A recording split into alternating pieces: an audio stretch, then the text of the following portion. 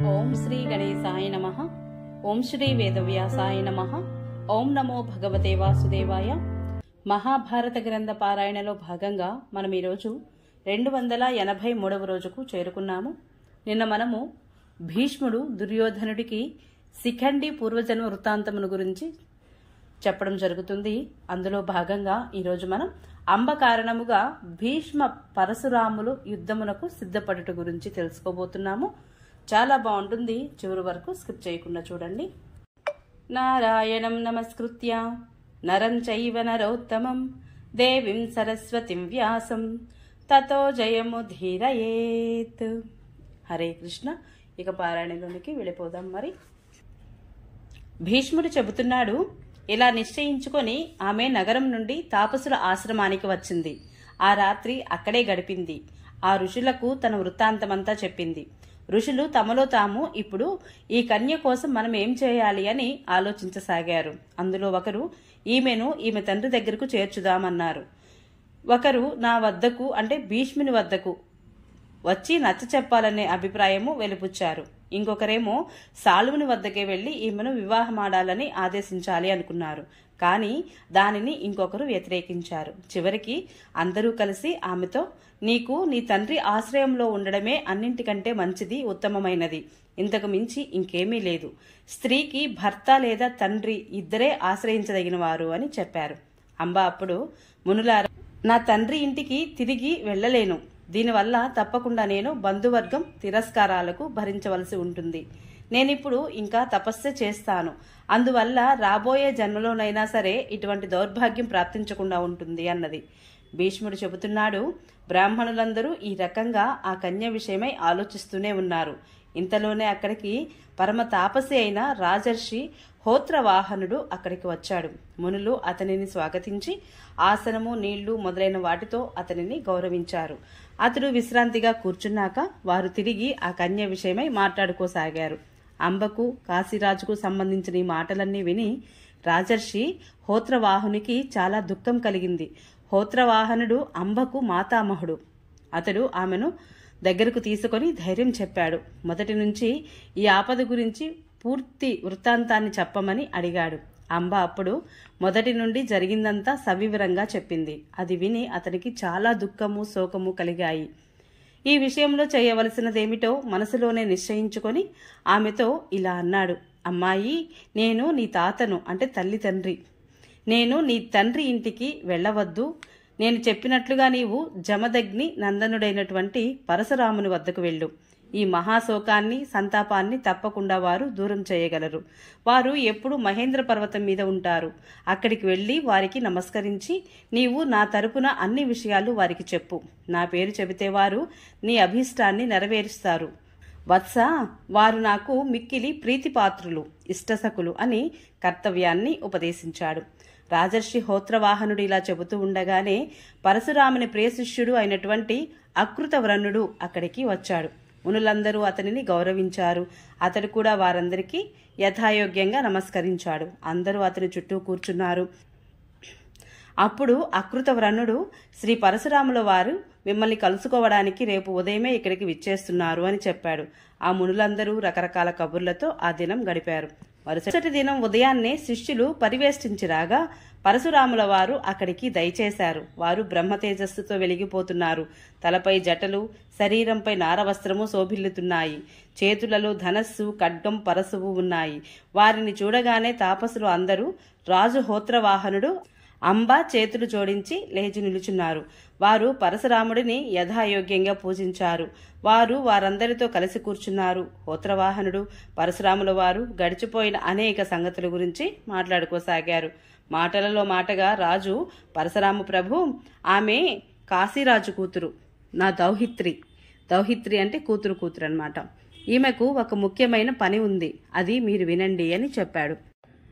అప్పుడు పరశురాముల వారు ఆమెతో, అమ్మాయి, నీ పనేమిటి చెప్పు అని అడిగారు. అందుపై అంబ జరిగిందంతా యథాతథంగా వివరించింది. అప్పుడు వారు, అయితే నేను భీష్ముని వద్దకు పంపుతాను. అతడు నేను చెప్పినట్లే చేస్తాడు. అతడు నా మాట వినకపోతే మంత్రులతో సహితంగా అతనిని భస్మం చేసి వేస్తాను అన్నారు. అంబ అప్పుడు, మీకు ఎలా ఉచితం అనిపిస్తే అలా చేయండి. నా ఈ సంకట స్థితికి మాత్రం బ్రహ్మచారి అయిన భీష్ముడే కారణము.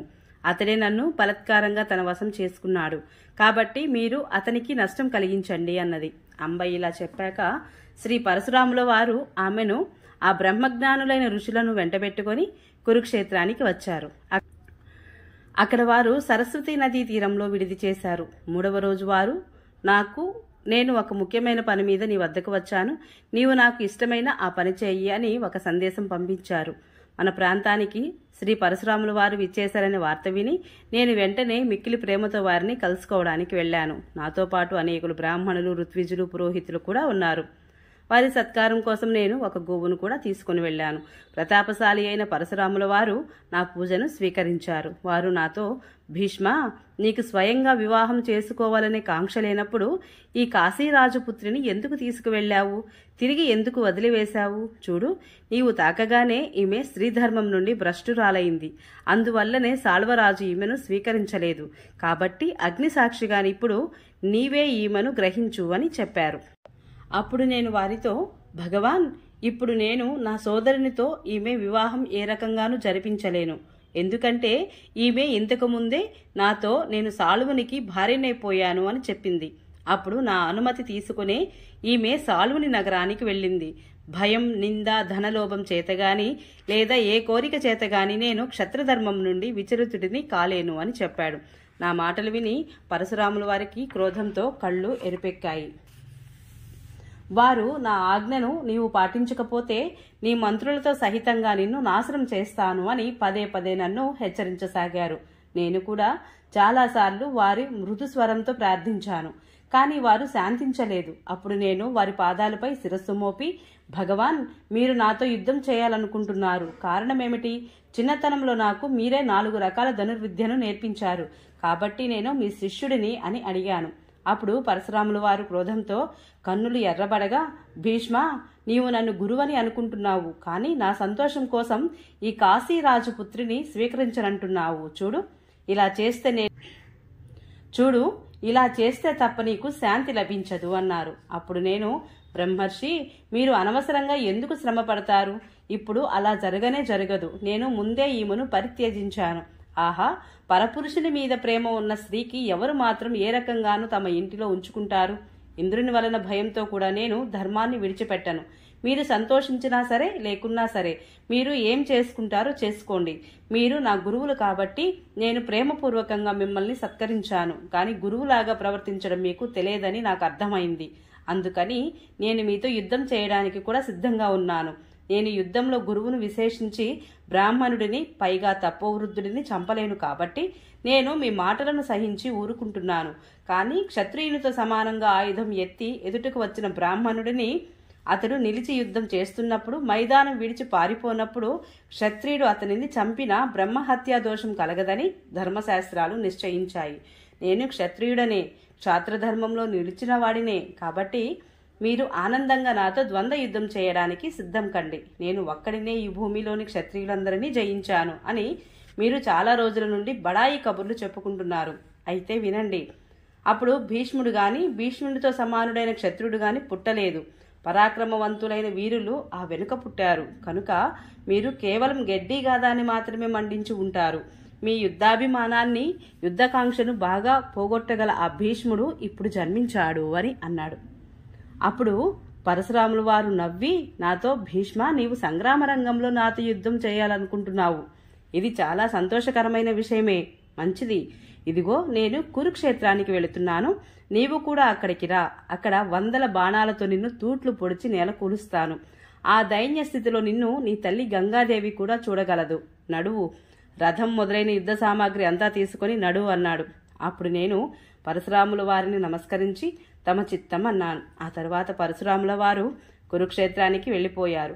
నేను హస్తినాపురానికి వచ్చి సంగతంతా తల్లిగారైన సత్యవతికి చెప్పాను. తల్లి నన్ను ఆశీర్వదించింది. నేను బ్రాహ్మణుల చేత పుణ్యాహవచనము, స్వస్తివచనము చేయించి హస్తినాపురం నుండి కురుక్షేత్రానికి బయలుదేరాను. ఆ సమయంలో బ్రాహ్మణులు జయ జయ ధ్వానాలతో నన్ను ఆశీర్వదిస్తూ స్తుతించారు.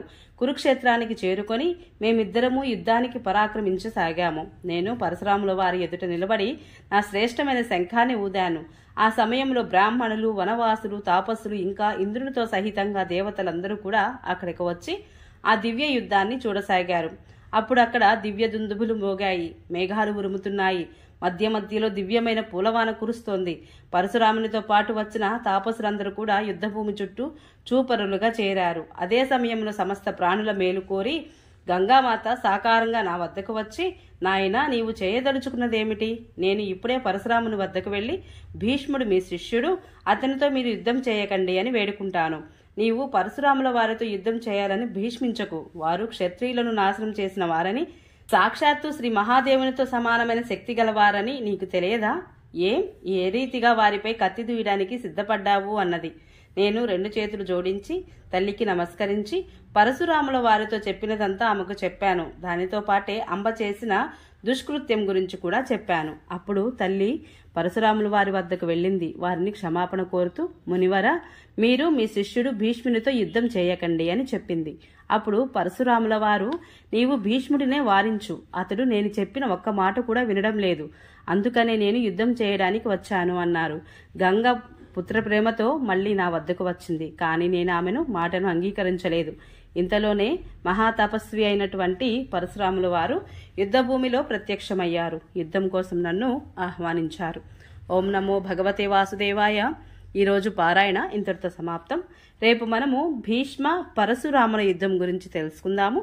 ఈ వీడియో మీకు నచ్చినట్లయితే please subscribe my channel, like, share, comment please.